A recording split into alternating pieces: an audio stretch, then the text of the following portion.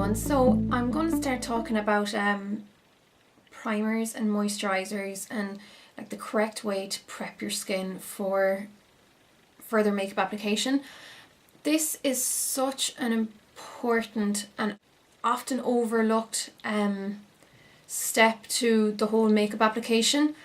I can't even stress how important it is to prepare your skin before makeup, because there's no point in even wearing foundation, honestly, if the skin is in bad condition and if it hasn't been prepared properly just to accept the foundation. I mean, there's so many different skin types and tones.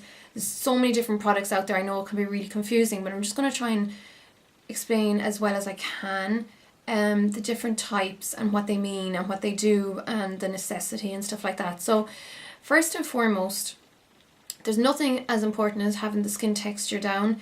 Tone, colour, you can try, and you can always try and conceal and cover up and correct with the proper makeup and foundations. Whereas texture is something you just really can't cover. It'll always be there the way the light catches you. So it's really important to try and work at that first and foremost. I mean, obviously this is an old, this is around forever, everyone says it, but drinking water really makes such an unbelievable difference. It really, really does. As does not sleeping in your makeup. I would never sleep in my makeup now. I mean, never, never, never. Maybe once in the last 2 years, and if I do, I just notice it so bad a couple of days later on my skin. It really, really suffers. Also using the proper products for your skin type. So one of the most important steps, I think, in skin care is exfoliation. Whether you're oily or dry, it's really important. It just depends on how often you do it.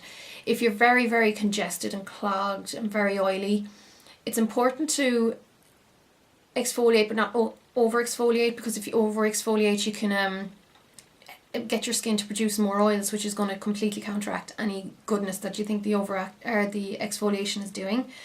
But if you under exfoliate, it's not going to work. So the trick is to use a gentle exfoliator and then do it a couple of times, 2-3 times a week. With dry skin, it's really important to use a gentle exfoliator. Actually, pretty much just stick with gentle exfoliators. I'm not a fan of those harsh ones. Or use something like, if you've dry skin, you can use I can never say this word, hyaluronic acid,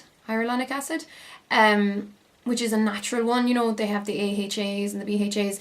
They will naturally exfoliate your skin, but they're moisturizing as well. So there's going to be different ones for your skin type. I'm not going to go too much into that because I just want this to be quick, more of an overview, but it's just extremely important to exfoliate your face. I personally like to use just a face cloth sometimes, or you can get those exfoliating gloves or exfoliating pads for the face.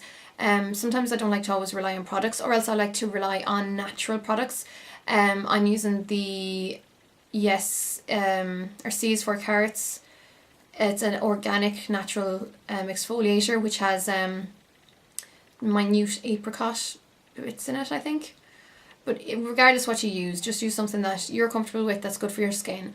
Then obviously there's parts around your nose that I find, if it's clogged or congested or dry skin, that really show up. So I like to use those nose strips that unclog pores, but they also tend to take away any dirt or grime that's in the skin as well. They're really, really handy. I don't think you need to spend a bomb on them. Some of them can be really expensive and you don't need to do it too often. I maybe only do it once a month, but I find it can help. And then the next thing after that is moisturizing. So it's really important to get the right moisturizer for your skin, especially when you're considering putting foundation on afterwards, because you want to make sure that the moisturizer doesn't hinder the foundation performance, which can often happen. And one thing that I see that isn't done enough, that most people aren't aware of, is the amount of time you're supposed to wait in between moisturizer application and foundation application. It is so important to let your moisturizer sink in before applying your foundation. If it hasn't set, there's going to be product left sitting on the skin, which will mix in with your foundation, and it's going to change the property of your foundation. You might find that your foundation isn't lasting, and usually it'll often be because the foundation is mixed, or the moisturizer is mixed in with it, you know, diluting it, changing some of the properties, adding in stuff into the foundation that shouldn't be there. Moisturizer is supposed to, for most part, sink into your skin, and then the foundation is supposed to sit on top. So for moisturizers, my favorite ones for obviously before foundation are more fluid ones. Now if your skin is very dry or very parched, you can use more rich ones, but it's very important to obviously let them sink in. My favourite one at the moment that I'm using is the Olay Complete Care Daily UV Fluid with SPF 15. This has the SPF in it, so the sunblock is very, very important for me. And I don't find I need too much of this, but this just is a great base for foundation. Sunblock is another extremely important thing for summertime. I don't think you need to be wearing a 50 sunblock all the time if you're not constantly out in the sun. That's why I'm happy with the 15 to 20, because even though I'm very conscious about sun damage, I literally just do not let my face get into the sun. I'm constantly shaded.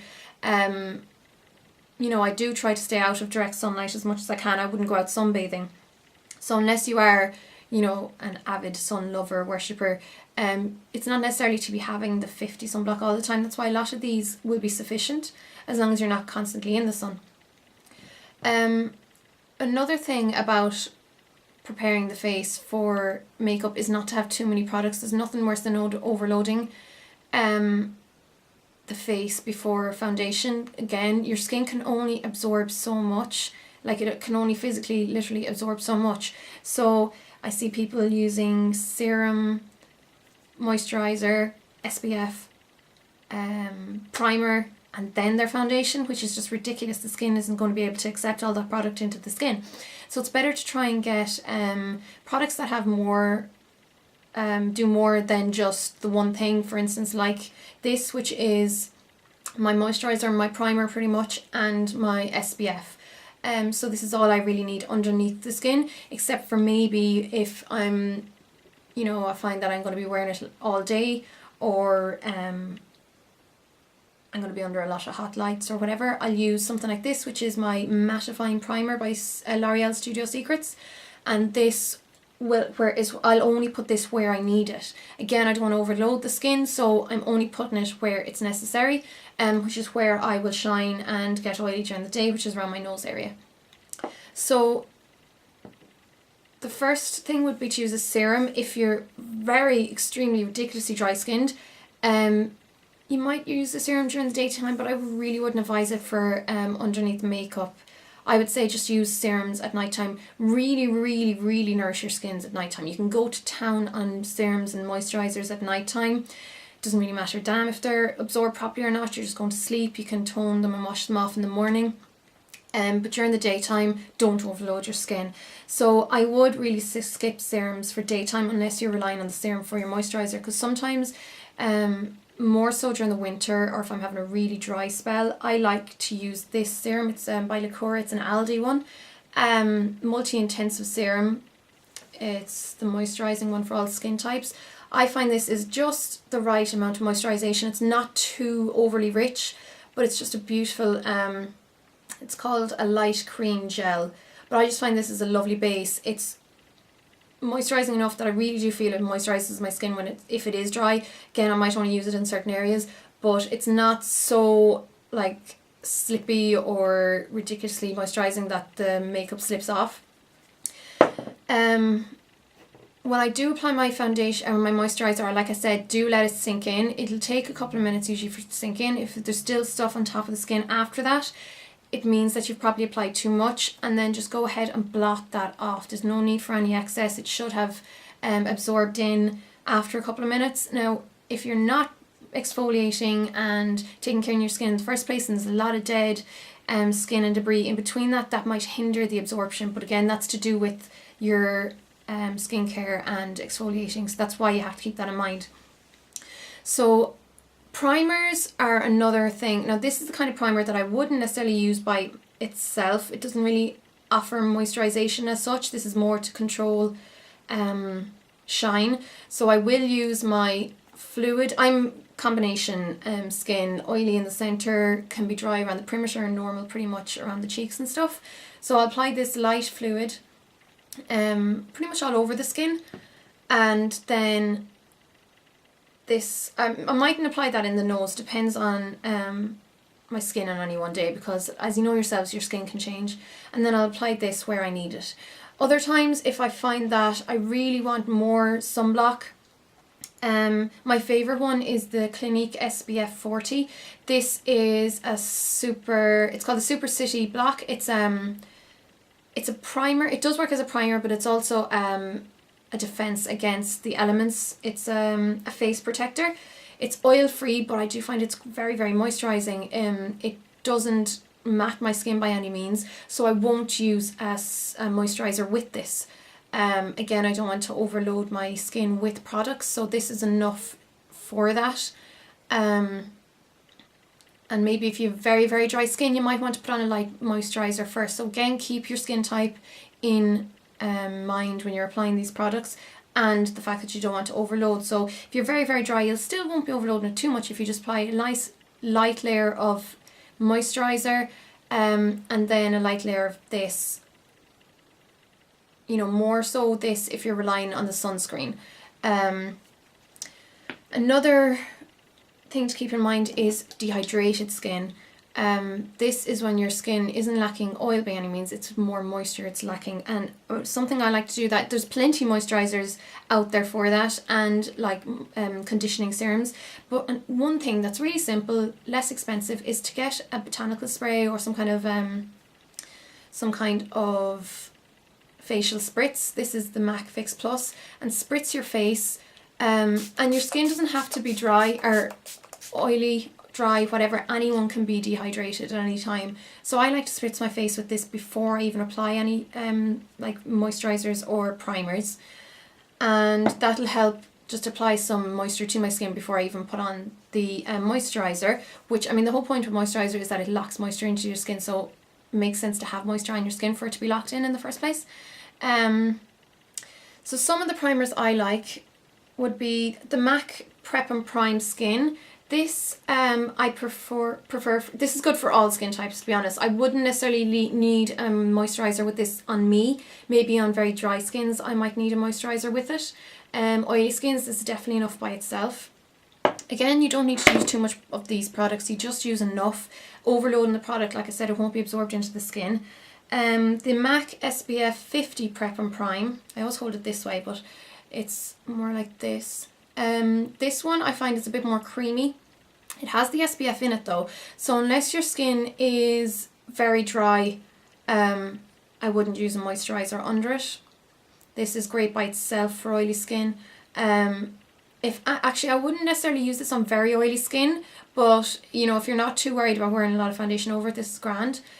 Then you can get illuminating facelifts, which are great for more dull, tired complexions, or more illuminating primer. Sorry, this is the Barbara Daly for Tesco facelift makeup. It's just called, this has SPF in it, which is great as well. So it's the facelift to make skin look fresh, luminous and bright, and it's just one of these ones that it has that gorgeous kind of sheen to it, kind of golden light sheen. I don't know, will that pick up at all?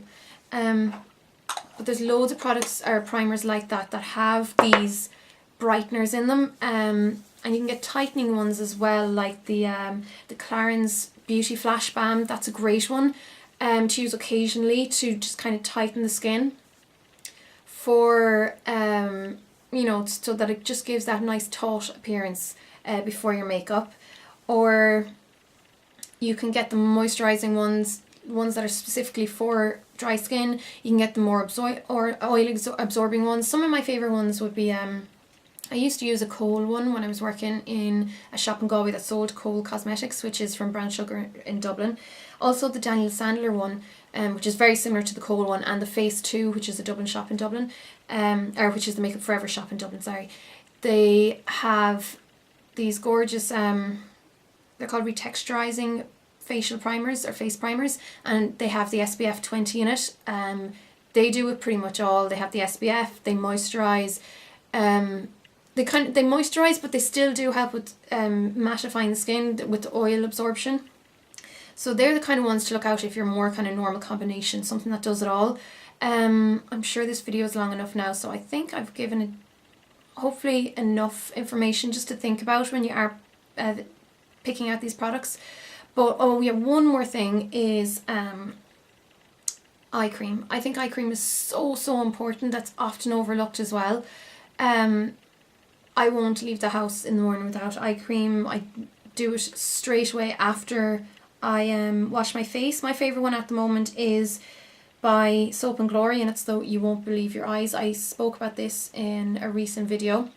It has these 3 balls at the bottom, and it's a brightening one. I just roll it underneath the eyes and then pat in any excess. Now it looks really shiny here, but I'll cover it with makeup, so it's fine. But the reason I love it is that it actually does, I find it tightens the area, and I rarely find any products that actually I find really do any physical good, like that I really notice a difference. It's a pity that most eye creams don't have sunblock in it, which is something I do tend to look out for. This one by Simple, but it's practically gone, and it's the Anti-Wrinkle Repair Day Cream with sunscreen. Now this is something that's great just for everyday use, because I mean, if you think about the skin underneath your eyes, it's so unbelievably thin and delicate, and the damage the sun can do to the rest of your face, if it does it to that, imagine what it can do to skin that is up to 4 times thinner and more delicate. So that's why I think it's so important to use some kind of sunblock underneath your eyes.